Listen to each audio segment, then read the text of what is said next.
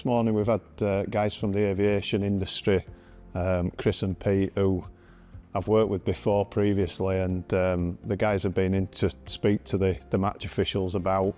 communication, effective communication, how we work together, how we challenge each other, how to handle pressure situations and what they can bring into their role in the VAR, but also on the field of play as well, where the communication is so important and it's vital that we get those lines of communication right. It's been an absolute honour to be invited up, really, to talk about how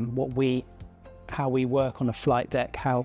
we bring safety to everything we do, and how we interact with each other, primarily as humans, and make sure that the processes are in place to keep us safe on the aircraft, and then trying to find any ways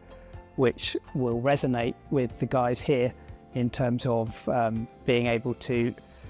take any lessons at work in their arena. We're very good at talking to people when we're face to face, but the real similarities are when you start putting somebody in an air traffic control tower compared to being on an aeroplane, we lose a lot of those really human interactions. We start to do things which we're not naturally very easy, we don't find naturally very easy. And so what starts to happen with that is the big similarity between people being on field, doing refereeing, which is something they've done for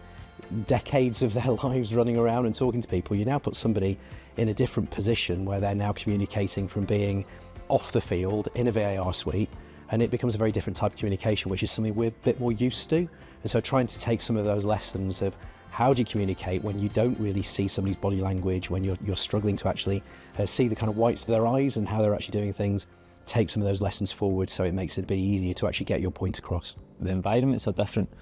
but the processes, the thought processes, the language choice, the communication choice, the teamwork that's involved, the roles and responsibilities of different members of the team. It was really interesting, and I think there's lots that we can apply to improve our consistency in teamwork, and ultimately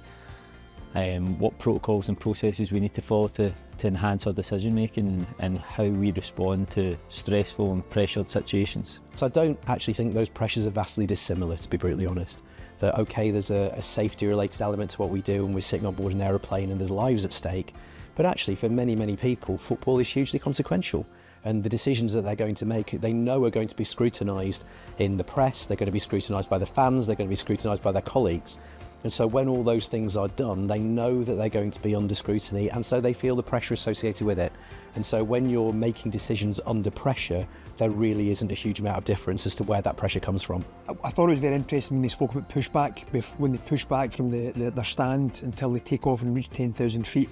they only discuss, the flight or what's in front of them. And I think over the past probably year to 18 months, we've tried to do similar in the VAR room, where I think when it was first brought in, there was a lot of, probably unnecessary communication, whereas now there's a lot more silence. So when you're speaking to the referee, or the referee hears your voice, he knows that it's a big decision. The match officials in the VAR have really improved that. I think in the time that I've been up here, you can see the engagement that they've made and how they've tried to